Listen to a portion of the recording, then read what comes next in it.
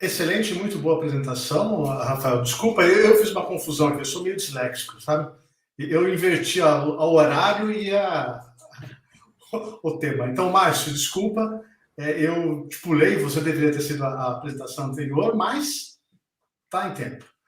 O Márcio é escrevinhador, sociólogo, cientista político, mestre em políticas públicas, doutorando em psicossociologia da UFRJ. É autor da novela O Pastor do Diabo, da novela De Engenho de Dentro e outros contos de aprendiz, e lançou recentemente Santeria, Ejaculatórias Poéticas para Almas Desassossegadas. O Márcio vai falar sobre a ética das virtudes, né, o estoicismo e o espiritismo. Então, agora sim, retoma o tema de filosofia e religião. Vamos lá. Obrigado, Alexandre, pela palavra. E quero começar dizendo que a fala do professor Rafael, que me precedeu, vai me facilitar sobremaneira, porque, como o Rafael está vendo agora, eu pretendia falar um pouco sobre a ética da virtude, ou a ética das virtudes, que é um tema caro a Aristóteles, para depois começar a falar algo sobre estoicismo e espiritismo. Mas penso eu que a situação já se resolveu muito bem, né? Eu acho que está claro para todas as pessoas que estão nos acompanhando, né, que o estoicismo ele vai trabalhar com eu diria que com uma visão radical sobre a ética da virtude, no sentido de que a virtude ela será o eixo fundamental e fundante de uma vida boa. Portanto, a fortuna, a sorte, os afetos, nada disso devem atrapalhar a sua boa vida, o seu bom viver, né?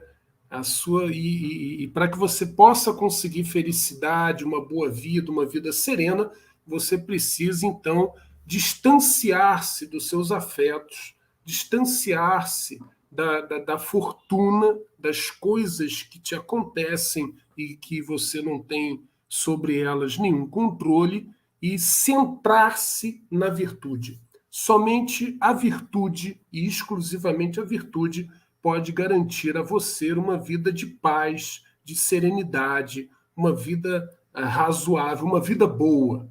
Né? Esse era o objetivo, um dos objetivos caros à tradição estoica. Então, concordando com Rafael, o estoicismo ele radicaliza, né, uma posição aristotélica sobre a ética da virtude. Dito isso, eu quero falar aqui um pouco sobre estoicismo e espiritismo. Né? Ainda no meu primeiro projeto de mestrado, o meu trabalho se dava no campo da sociologia da religião. Eu queria estudar a história do espiritismo tupiniquim, do espiritismo brasileiro, e já identificava que era possível encontrar diversos pontos de divergência ou diversos pontos de diferença entre o espiritismo brasileiro e o espiritismo tal como foi codificado ou fundado por Allan Kardec na França. Ou seja, para usar uma linguagem deleuziana, houve aí um processo de desterritorialização do espiritismo francês e de reterritorialização desse espiritismo em terras brasileiras, o que envolveu um certo hibridismo filosófico e religioso que dará ao espiritismo brasileiro características que são muito próprias. Eu costumo sempre citar um exemplo que eu acho dos mais fáceis e dos mais visíveis. Se você pega o Evangelho segundo o Espiritismo, de Allan Kardec, só fala em Maria uma vez. Para Allan Kardec, Maria não é nada mais do que a mãe de Jesus. E ponto. Né? No entanto, para quem acompanha o cenário do espiritismo brasileiro, ou como é popularmente conhecido, do kardecismo brasileiro, a gente percebe que Maria tem uma função fantástica é a grande Virgem Maria, a grande mãe, a rosa mística de Nazaré, né? Nós temos diversos livros no campo do espiritismo, do kardecismo, sobre Maria, e um dos grandes médiuns do século XX do espiritismo brasileiro, que foi Chico Xavier, era um devoto mariano de carteirinha.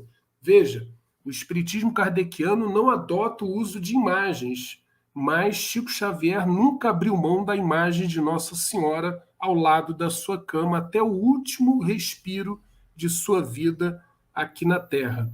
Antes mesmo de Chico Xavier, no século XIX, Bezerra de Menezes, a primeira grande liderança do espiritismo tupiniquim, também devoto mariano. Então, eu peguei essa questão de Maria apenas como um sinal dos diversos pontos de diferença e de divergência entre o espiritismo brasileiro, tal como ele foi reterritorializado no Brasil, e o espiritismo tal como ele foi fundado, codificado por Allan Kardec na França.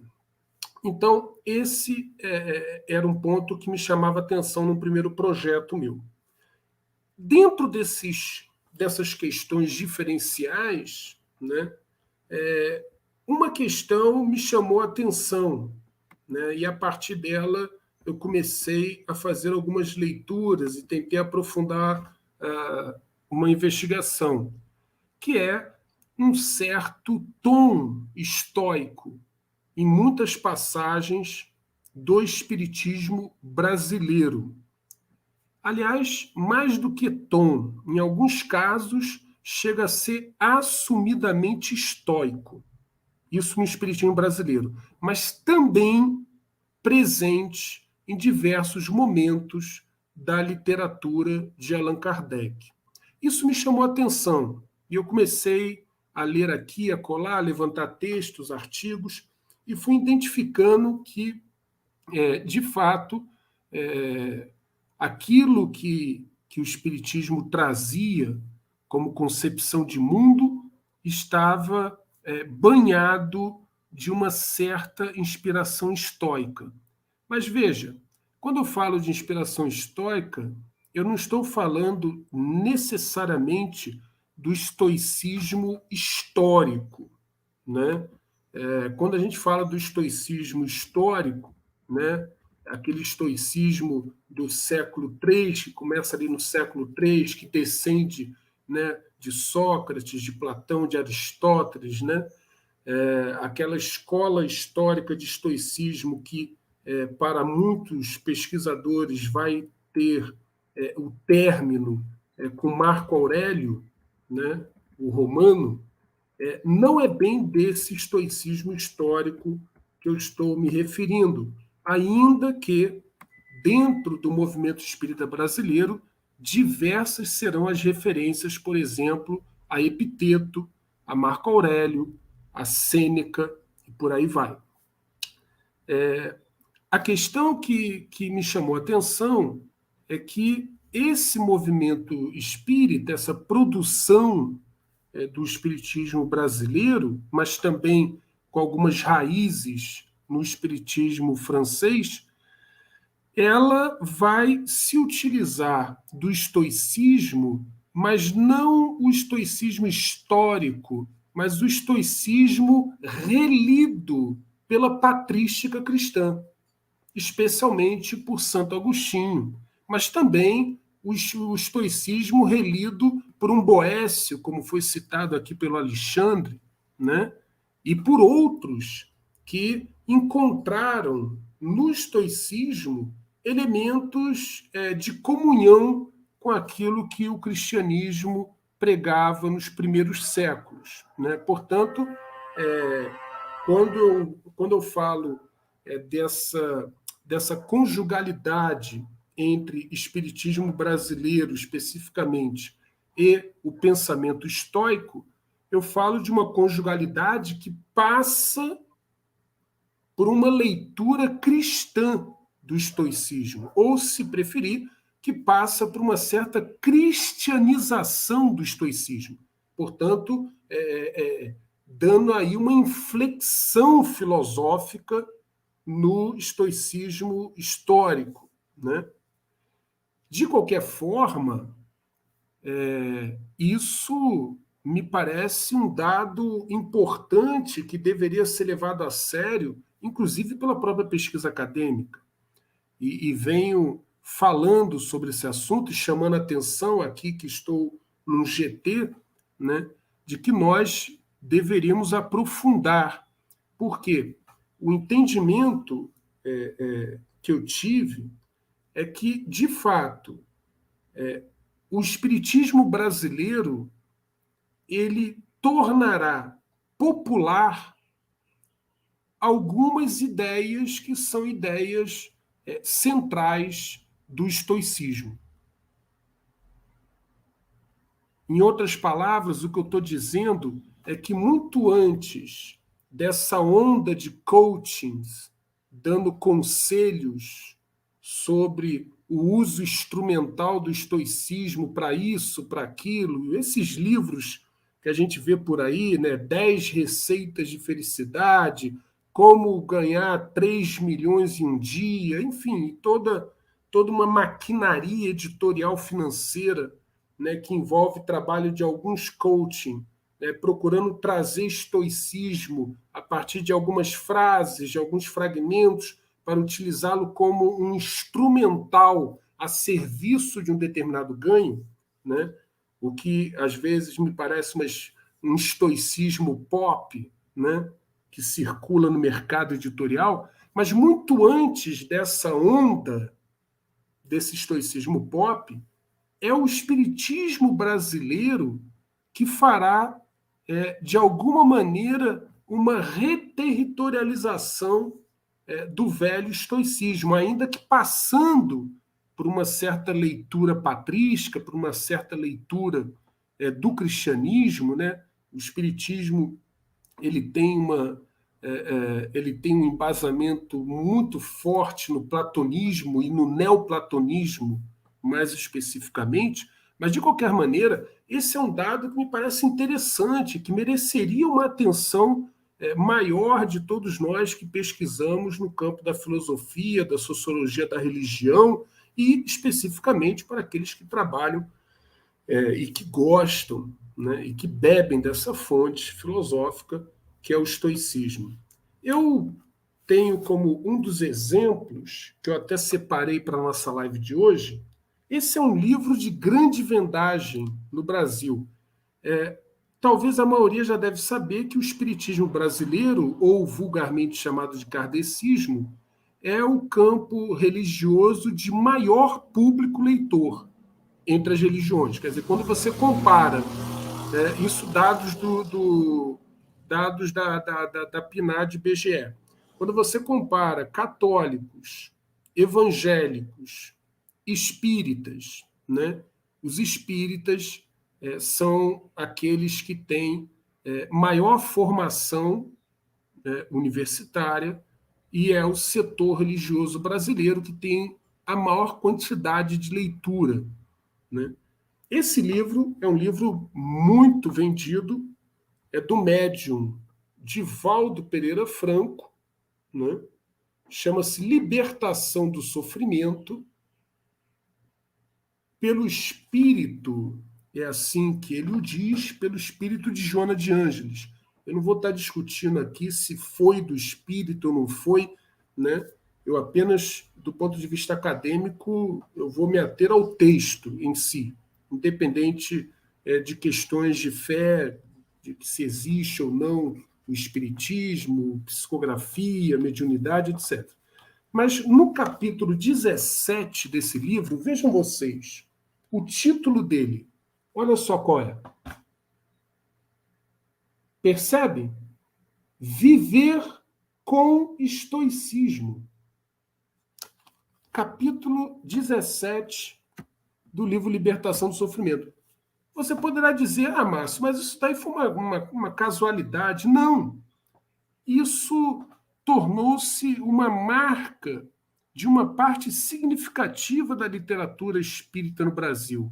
Em 1960, por exemplo, na época, o médium Valdo Vieira dentro da coleção, que é uma das coleções que mais vendem no Brasil, que é a coleção dos livros de André Luiz, sobre a vida no mundo espiritual. Dentro dessa coleção, em 1960, é lançado um livreto chamado Conduta Espírita. Olha, eu desafio a cada um de vocês aqui presentes nessa live e nesse nosso encontro. É um livro fininho, leitura rápida, e você pode baixar de graça no Kindle. Se você ler Conduta Espírita, de 1960, você irá perceber que aquilo ali é absolutamente chupado da tradição estoica, né?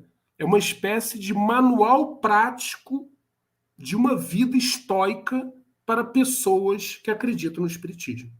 É claro que nós iremos encontrar problemas de tradução.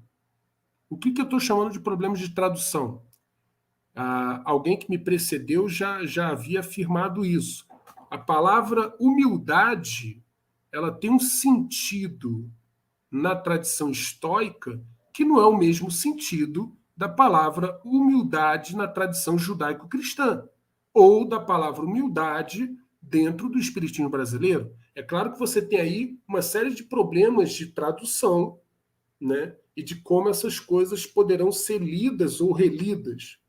Mas o fato que a mim me chama atenção é do quanto o espiritismo brasileiro, especialmente depois de Chico Xavier, quer dizer, no século XX, ele vai tomar um rumo que é um rumo de estreitamento com uma visão filosófica estoica.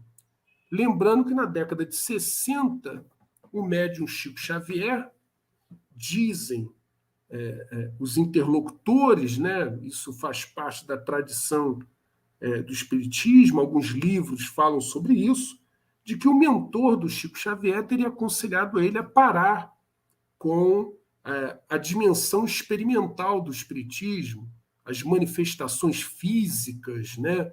As questões parapsicológicas do espiritismo, que Chico Xavier deveria se abster disso e colocar a ênfase nas virtudes, no desenvolvimento das virtudes, que o ponto central do espiritismo, na concepção de Emmanuel, que é bem diferente de Allan Kardec, o ponto central do espiritismo é a reforma moral da humanidade, é o desenvolvimento pleno das virtudes, de tal maneira que as virtudes não sejam jamais abaladas pela fortuna, de maneira que as virtudes jamais sejam abaladas, né, pelos afetos, pelas paixões desordenadas. Essa será a ênfase que o espiritismo brasileiro irá abraçar. E isso irá, obviamente, criar um liame muito forte entre a ética da virtude, a tradição estoica e o espiritismo brasileiro. Portanto, para encerrar, eu acho que eu já extrapolei meu tempo, eu queria deixar aqui esse registro, essa reflexão, como um convite a todas e todos colegas aqui de reflexão sobre o estoicismo, para que pudéssemos nos debruçar com maior cuidado sobre a relação entre o espiritismo brasileiro e o estoicismo. Até porque o subtema desse nosso encontro é o estoicismo aplicado à realidade brasileira. Ora, se nós pensarmos no estoicismo aplicado à realidade brasileira, com exceção daqueles que se mantêm estritamente no campo acadêmico, mas no diálogo com o povo brasileiro, talvez o espiritismo kardeciano, tal como ele foi hibridizado aqui no Brasil, e especialmente depois de Chico Xavier, aliás, um homem de uma vida estoica, podemos dizer, o Chico Xavier, depois de Chico Xavier, o espiritismo talvez seja o movimento que melhor traduziu alguns momentos marcantes da velha tradição do estoicismo para os setores sociais do Brasil. Essa é a minha hipótese de trabalho, é isso que eu venho investigando. Estou aberto a críticas, a sugestões de cada um de vocês. Tenho certeza de que não sou o senhor da verdade, né? Então estou aqui aberto para o debate e para ouvi-los. Obrigado.